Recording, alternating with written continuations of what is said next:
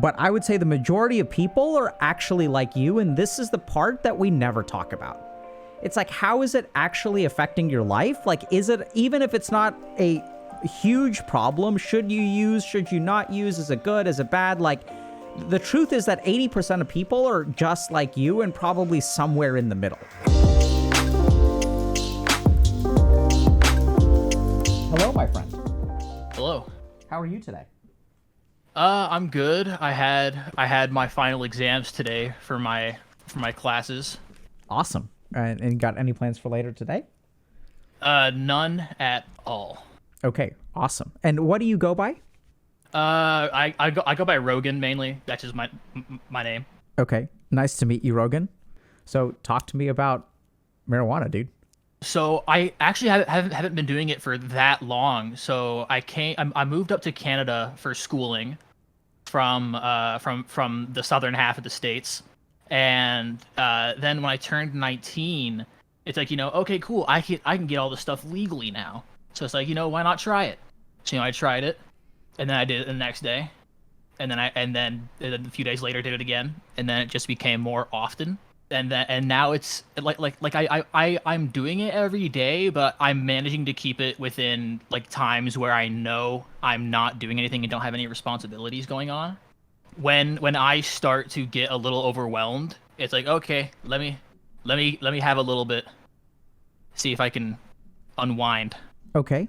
If you're ready to take the next step on your mental health journey, check out Dr. K's Guide. It's an immersive resource that distills over 20 years of my experience laid out in a way that is tailored to your needs. So if you're ready to better understand your mind and take control of it, check out the link in the description below. How far along are you in college? So it's only a 1-year-long program. It's more like a trade school type thing. Okay. And I just finished my final exams this morning, and graduation's next Friday. Wow, dude. Congratulations. Thank you. Sounds like you first used marijuana. I'm assuming that you started in the fall? Yeah, about like November, December. Okay, so and that's when you first started using marijuana, when you tried it? Yes. And can you tell us a little bit about what was in your head when you tried it for the first time? So when I first tried it, I was with one of my housemates out back, and it's like, I took it at that time. We were just using his bong, and it's like first hit, it's like 30 minutes go by, nothing happens. Second, nothing happens. Third, and then 15 minutes after, it all hits you. But it's like that first time, it's like it was fun. It was really fun. It was because it was something I had never experienced before. Mm-hmm. So it was it was just like, whoa, this is cool. It's kind of satisfying that curiosity. Okay. And what was, when you say it hits you, what does that feel like? Well, when it hit me, it's like everything zoomed. At least from what I felt, it felt like everything just kind of zoomed out just a little bit. Okay. And then like my face muscles just kind of got tighter. And okay. That was really, that's what I felt personally. Okay. I've had a lot of people have different reactions. And what was fun about it? I guess the most fun thing was, just kind of like the sort of relaxing feeling it brought, and it's like, you just kind of sit down and let it take over. And what does it do when it takes over? Well, I often just end up sitting down and like listening to music, and I'll like notice more in the music that like say I didn't notice before, or it just feels different to listen to it. Mm-hmm.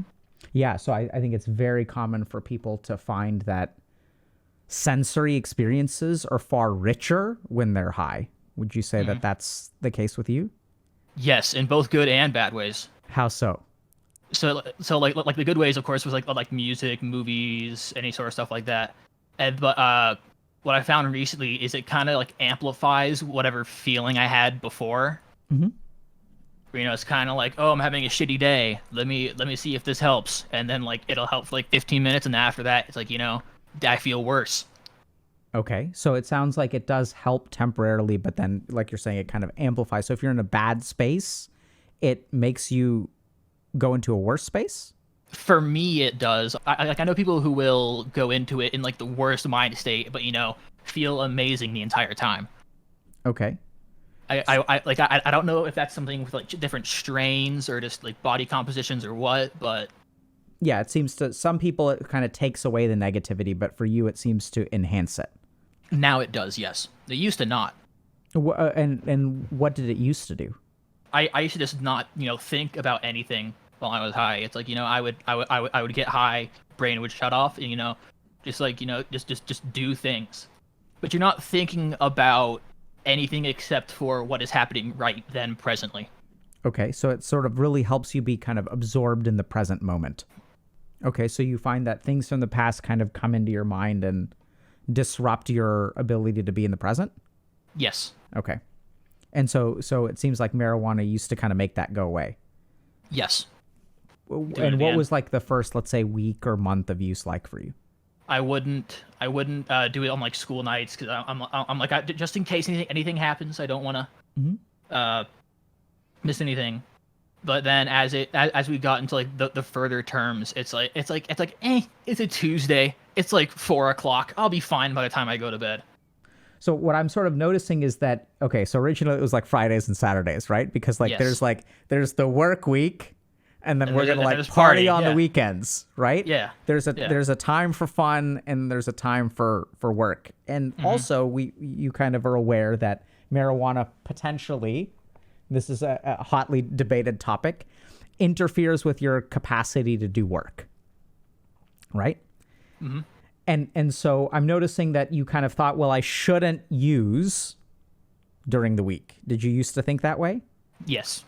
And then your mind started to say like, well, I think I can kind of get away with it. I guess it was like it was like I'm bored and I can't figure out what to do, so I'm gonna get high and then see if I find something to do. And so you mentioned earlier that sometimes you would feel overwhelmed, or you would start to get overwhelmed and then you would start to use marijuana. Can you tell us about that? Like, what is that experience like? Like I'll use an example. So for one of my final projects, I had to like design and put on a show. And the first time I went through it, the video did not record and the live stream of it did not go live. So I like afterwards I was trying to figure out how like rescheduling it. I was super stressed because I'm like, okay, this is my project. I could flunk out because of this. And it's just that sort of overthinking and getting too into what could go wrong. Okay. And then it's like, okay, I need to slow down. I need to just I need to put everything at a manageable pace. So like I'll go have just smoke a little bit and then come back inside, sit down, breathe, let it take effect, and then resume whatever I was doing. So what I'm hearing is that it may not have actually improved your performance, but it made it easier for you to do like internally. Yes. Right? So it's like you're not stressing as much. You're kind of chill about it, but you may be like slightly disorganized. You're kind of like you're able to focus on one thing, but so it's helping you kind of internally do the work, but it's not Yes. actually helping the work itself. Yes. Okay. And so what it sounded like you started using it every day at some point. So when I started using it every day, it's like I would wake up, go to class, then come back, and I'm like, okay, cool. I don't have anything to do for the next 3-4 hours. Let's smoke. I'll come down by the time I have to do anything. And then that became every day, and it just started to kind of almost lose that magic it had. But it's like, but at some point you're like, well, why not? Yeah. So it sort of becomes an activity that you sort of use to fill gaps in your day? Yes. Yeah, so tell me about, what's your marijuana use like now? How do you feel about it? How does it make you feel? I would say it's like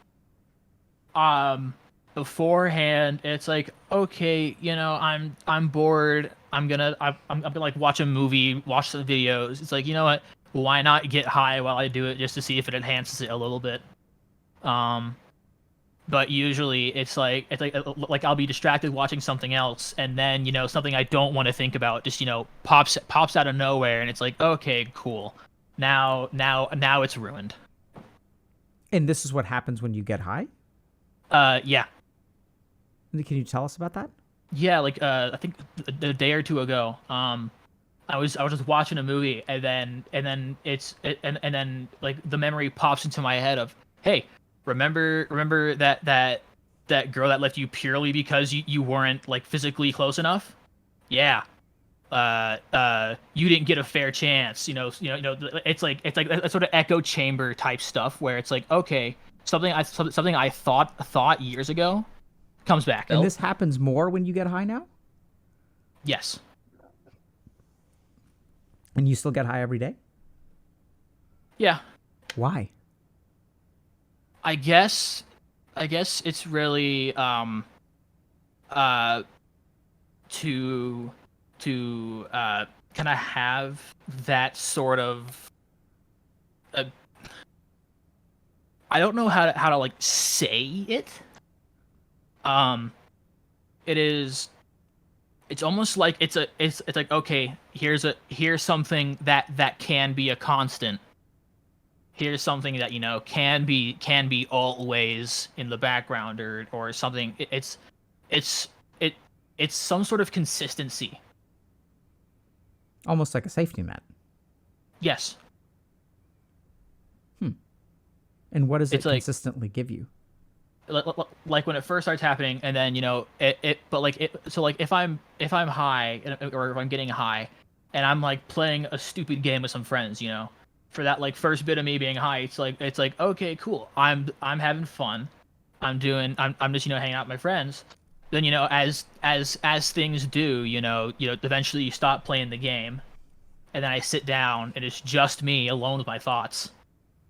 And then once I realize that it's just me, it just kind of starts to derail. So it sounds like it's a ticket to fun, but like at some point you get off the train. Yes. And then you're just left with your own thoughts. And how long does that linger? Like how long does it take you to sober up? It depending on the strength that I get, it's anywhere from like maybe an hour and a half, sometimes 2, 3, or if I just keep going, it can be all day. Got it. So it sounds like your mind will kind of like churn up these old things, but I'm not getting the sense that you get resolution. But maybe Yes. sometimes you get progress when you're this way, or no? Sometimes, yes. So I'm hearing that it doesn't cause problems in your life. Like it hasn't impaired my function for anything. Okay. It's like But it's like I still work perfectly fine. I still go to school perfectly fine. How do you feel about using it? I don't know if I really know how I feel about it. And that's another thing. It's like okay, keep doing it.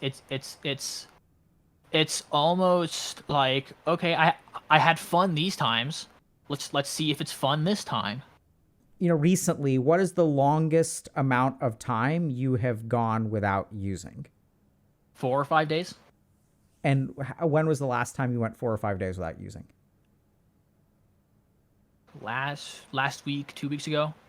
And how do you feel when you're doing that?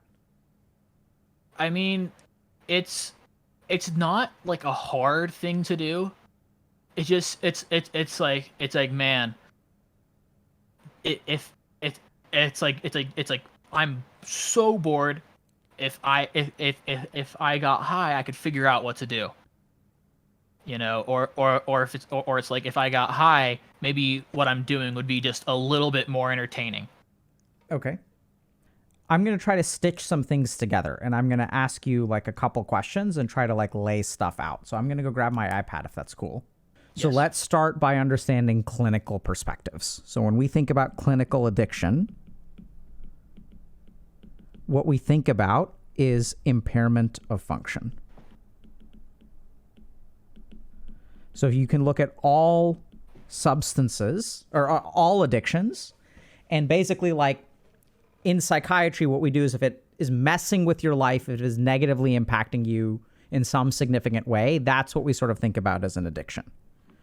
Now, I'm hearing that it's not impairing your function, but I also haven't assessed you clinically for it. So when we do clinical assessments on addiction, we'll sort of talk about, like we'll ask people like, hey, is it causing problems in school? Is it causing problems with your relationships? Is it causing problems with your parents? Is it altering your mood? Is it altering your physical health? There's all kinds of things. Do you experience withdrawal? There's all kinds of features that we will assess. That's not really what this conversation is about. And I really actually appreciate that. And the first thing that I want to say, Rogan, is thank you very much for having this conversation. Because when I think about people who use marijuana, let's say this is the portion that maybe is clinically addicted. This is the portion that is totally okay with their usage. But I would say the majority of people are actually like you, and this is the part that we never talk about. It's like, how is it actually affecting your life? Like, is it, even if it's not a huge problem, should you use, should you not use? Is it good? Is it bad? Like, the truth is that 80% of people are just like you and probably somewhere in the middle. And these are the people that, you know, we really need to talk to, because I think there's a lot going on in the trajectory of your life that is being affected by marijuana. But since these people are not clinically addicted, and maybe you are, who knows, like, all of the attention that we give people is the people over here, right? And sometimes we get into beef with people over here and we argue with them. But this is actually, like, this is the majority of where the people who use marijuana live, and this is the majority of where, like, the impact in your life is. And it's like, not addiction, then the answer is simple, but here's a huge question mark. So I'd like to talk to you about this. Does that work? Yeah. Okay. So I'm going to start off with a bias, which is that I think that this is a problem. So I'm stating that, you know, straight up. Like I said, I don't know. I have no idea if you're addicted or not, but I see problems in the trajectory of your life, and I'm laying that out front and center so that I could be wrong. So you can disagree with that judgment, but everything that I'm saying is going to be colored through that lens. Okay. Does that make sense? Yes. So let's understand something about marijuana. So I think the basic issue that I see is that I believe it is stunting your growth. Now, this is important to understand, because it doesn't mean that it is it's not lighting something on fire. It seems to me like marijuana is leading to you stalling some in the trajectory of your life. This is the thing that I am the most concerned about for you. Does that make sense? Yes. So I'm not saying it is true. I'm not saying that it is stunting your growth. It's that when I listen to your story, I see yellow flags about it stalling. Like, you feel like you're stalling to me. I feel like I'm not ready to move on, to move, right? Like I'm not ready to make these big life choices. But it's like, you know, I'm going through with it. I'm doing it. Yep. It's like it's almost mentally stunting, but, you know, I'm still doing it. Yep. That's exactly what I completely agree 100%. Right. So what I think it's actually interfering with is your progression towards readiness, not the actual action or not inaction. So, like, I'm with you that you're not ready, but that's where I think the problem is, and that's where I think it's contributing. So I think we're sort of on the same page. But let's start off. When someone starts using marijuana, the first thing is that it's fun. So what marijuana does is it allows us to extract more pleasure from a given activity. When you get high, do you get the munchies, Rogan? I used to. I started eating a lot, and I've generally, like, it's like, okay, I want to eat right now, but I'm not going to. Sure, but how does food taste when you're high? Oh, it always tastes amazing. Right? Oh, it's always so fun. And so that's what it does. Like, so in life we have all these experiences, like eating things and listening to music. And other usually, like, physical sensations will feel like looking at things, like, you know, looking at a tree branch, like you mentioned. So this is how it starts out, being fun. And then what starts to happen is that after a while, this is a very consistent pattern. Then what the cool thing is that if anything can be more fun on marijuana, what that means is that boring activities can turn into fun activities. Like, you said you were staring at a tree branch for a while, right? And, like, that's super cool. So even simple things like eating food and existing and having conversations, there are like low dopaminergic activities, like conversations, nature, these like low dopaminergic activities. And we as a society are starting to struggle because as our brains get more and more dopamine, our tolerance for low dopaminergic activities goes down. And so marijuana almost fixes this problem. Because for some people will say like, yeah, video games are more fun when I play, when I get high. But if you look at how much, so a video game will move from a 7 to a 9 in terms of enjoyment, but sitting outside will move from a 2 to a 9. And so what happens in our dopaminergic society is that this becomes harder and harder to do. And now marijuana makes it easier to do things that are not dopaminergic. And so now we have this choice of like, we're kind of dopaminergically dependent, but like now marijuana lets us do other stuff, like be with nature, eat things. Then something tricky happens, because once boring activities become fun with marijuana, then what starts happening is marijuana starts being used to alleviate boredom. Right? Because like anything becomes like, what am I going to do today? Well, I don't have $100 to go out and drink. I don't have anything else to do. So I might as well get high. And so what kind of happens is that like you're kind of fast forwarding through a day when you're high. Does that make sense?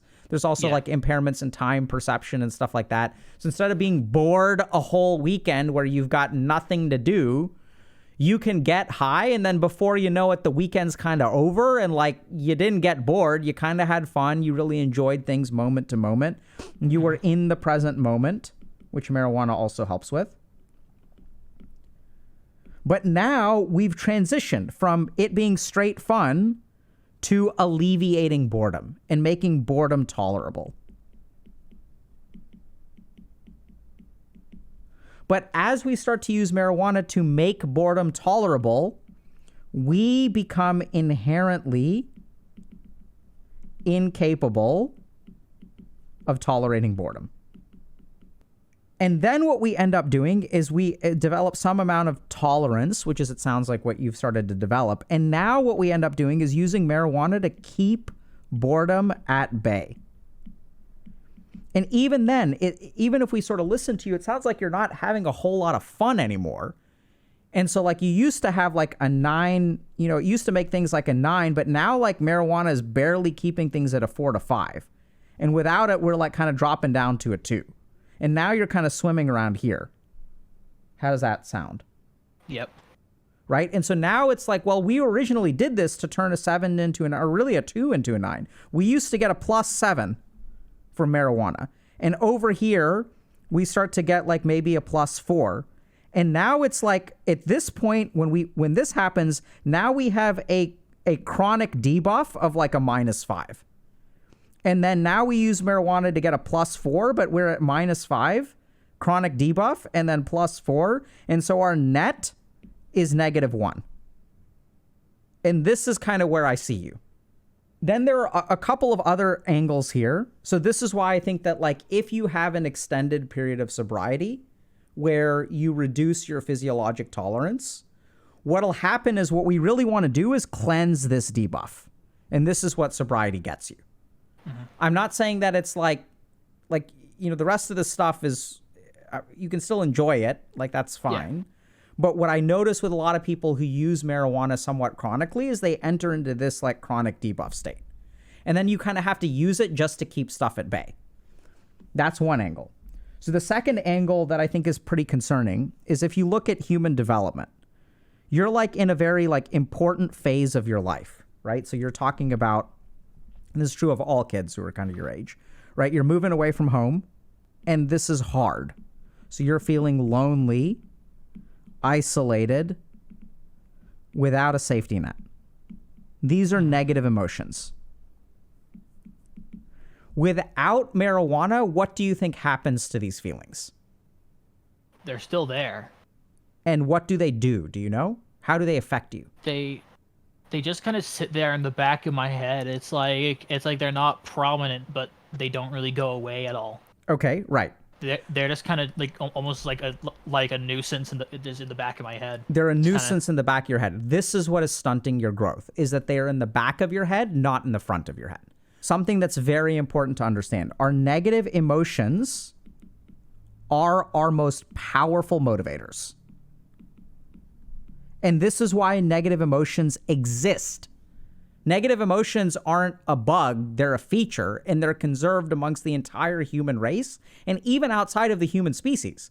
Like dogs have negative emotions, like mammals have negative emotions. And why is that? So when we have a negative emotion, it is a signal to other parts of your brain. So if you look at your hippocampus, which is where we learn from our mistakes and we start to create new behaviors, all in the hippocampus. The hippocampus is very, very tightly connected to our negative emotional circuitry. So if you look at why do people with addictions, and I'm not saying you have an addiction, we're talking generally here.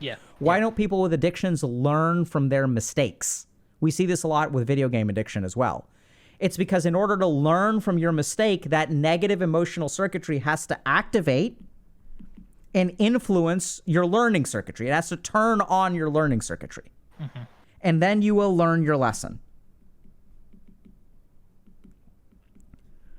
So normally what happens with a 19-year-old who goes to college, right? This is developmentally appropriate. Everybody feels lonely and isolated. In my case, I played a ton of video games and so pushed that loneliness and isolation to the back of my mind. It came roaring back every night when I went to sleep. And then I would suppress it with video games. And then I would play so many video games to where when I hit the pillow, I would pass out. I would stay up till like 6 a.m. in the morning. I would play games until I was so exhausted that I knew I would pass out the second my head hit the pillow. So I never gave a chance for these negative emotions to come forward. Now, when you push these to the back, you don't actually do anything about them, right? So you kind of continue existing. When these emotions are front and center, you go down the route of being a PC. You start to make changes in your life. They they hurt you so much that it prompts you to change. It prompts you to do something different. When we push them towards the back, we move down the route of becoming an NPC. And we start to it starts to negatively impact our motivation. And why does it negatively impact our motivation? We may think that negative emotions, it's tricky. It's not just like one way. Where negative emotions can kill our motivation, they can also be fuel for our motivation. And so this is the thing that you're missing. This is what I'm worried about. I actually don't know if you're missing this, but this is what concerns me hearing your story. And this is the primary problem for all of these people that I've worked with anyway. And what I tend to see is that they push their negative emotions away. And then they start to stall in terms of motivation because they're not learning or growing from that negative emotion. They're not taking that loneliness and isolation, and they're not using that energy to really reach out. So if we think about what is the feeling of loneliness, anytime our body needs something, it punishes us until we go get it. But the problem is that this is going into the background, which is exactly what marijuana does, right? It makes negative emotions go to the background. We're running into a couple of other problems. The first is that these negative emotions can go into the background, but they're also piling up. And at some point, the suppressive power of marijuana is no longer sufficient. And I think that's what we're kind of seeing potentially with you, which is that even when you get high, as long as your mind is occupied, that's fine. But this chronic loneliness that has been building up slowly, and I love the way that you said it, there's no shared experience. It's this vapid, shallow NPC recycled dialogue bullshit at a party, right? Yeah. And so as this starts to pile up, it starts to break through. And now the problem is so marijuana can, let's say this is your negative emotional state. And if we look at marijuana, what marijuana does, let's say here's your negative emotions. What marijuana does is gives you a -5, which is a good thing, right? So it lowers it, and so it effectively becomes, let's say, a 1. But the problem is, unless you actually emotionally process, this is going to continue building, and at some point the -5 isn't sufficient. So even with a -5, we're still sitting at 6. The last thing that I want to share with you is I've noticed this as well, where if we kind of think about this piece, right? If we go back here, we extract more pleasure from life when we use marijuana. So life is like a lemon. And so normally, like, we can squeeze like some amount of juice out of the lemon. Mm-hmm. And then if we use marijuana, we like double it. But at some point, like, we've squeezed all of the juice out, and then additional marijuana, like the lemon has run dry. And so marijuana can give us more pleasure from food, and it can give us more pleasure from music, but like, it can't ever put you into that 12-hour concert where you were standing with your dad. Mm-hmm. Right? If we really think about the transformative experiences, marijuana can't give you that. And the problem is we get stuck like squeezing this same old orange. And so there's another orange over here, which is the orange of life experience. Which, sure, marijuana can if we're getting, let's say, 3 drops out of this, even if we get high when we do this, we can maybe get a couple more drops or maybe even 4. But like what it does is it takes where we are and it allows us to extract more out of it instead of actually moving us forward to these bigger lemons in life that we can get. Like, they just have way more juice because you've squeezed all this shit dry, dude. And that's what I get the sense of, is like when you use marijuana, there's nothing left to squeeze. Mm-hmm. But now that you've squeezed this orange dry or lemon, so now it's like it's dry, right? So it's all shriveled and shit. And so now when you try to squeeze it normally, all you get is 1 drop. And so if you get high, maybe you can get a second drop out of it. But we're still sitting at 2 drops. Whereas if you like move forward in your life, and let's say you engage in a healthy romantic relationship, or you find a fulfilling job, or you join a band or something like that, then we're going to get a whole bigger thing that's going to like make you enjoy yourself so much more. I think this is the lens that I would encourage people to really think about. It's like, what is it doing to the way that, how is it shaping your trajectory? And what I tend to see a lot of is intolerance to boredom, some kind of like psychological dependence. And it's not that one weekend, like, you know, you can use it for a weekend, not that big of a deal. But it's like when every weekend you're just kind of getting high and like aren't doing anything. Like over the course of 2 months, you haven't moved forward at all. And so what I really notice is that it stalls people over time. When you were talking about like the boredom and then like the like progress, it's almost like I'm too busy fighting a losing battle to just run away. Yes, fucking A. You should definitely write lyrics, bro. Absolutely, it's so well said. Like, yeah, fucking brilliant. Yeah, it's been like really nice to actually be able to talk about this stuff though, and like I'm hoping that, you know, it kind of helps other people who maybe, you know, like, because like the main reason I had never, you know, reached out to anybody for like any mental health reasons, like I didn't even, like, I don't even reach out to my parents for it, because it's like, you know, I don't know what the reaction is gonna be. I don't know what other people are gonna think when I ask for help. It's like, am I gonna be seen as weak? You know, is that gonna be used against me? You know, there are other angles to this too, which we haven't really gotten into, but I've been doing a lot of reading on male mental health recently. And I think there's also there's a reason why the majority of people who struggle with marijuana are men. And I think that a big part of it is like a lot of the stuff that you said, which is that, you know, so you're growing up and you're like not allowed to express negative emotion. You're not allowed to process negative emotion. You know, people manipulate you and you don't even know how to advocate for yourself. And so then what happens is, like, as you lose control of emotion, the world punishes you for it. And so then you develop a fear of emotion. Emotion becomes a negative thing to be avoided at all costs. Mm-hmm. And then you find yourself in a situation that is inducing a negative emotion. Like, you move out of the country and you're isolated and you're alone and you have no safety net. But your whole life you've been taught to fear emotion, and that emotion has gotten like out of control. No one's going to teach you, right? Because they're going to tell you to man up and be quiet, and you got to learn how to handle it. You got to learn, right? The onus is on you. We're not going to teach you, by the way. You got to learn. You got to figure it out. Yeah. Right? And so we have a very negative relationship. And then what happens is something comes along like marijuana. And if you look at the studies, we notice that men especially are more prone to substance use than women are.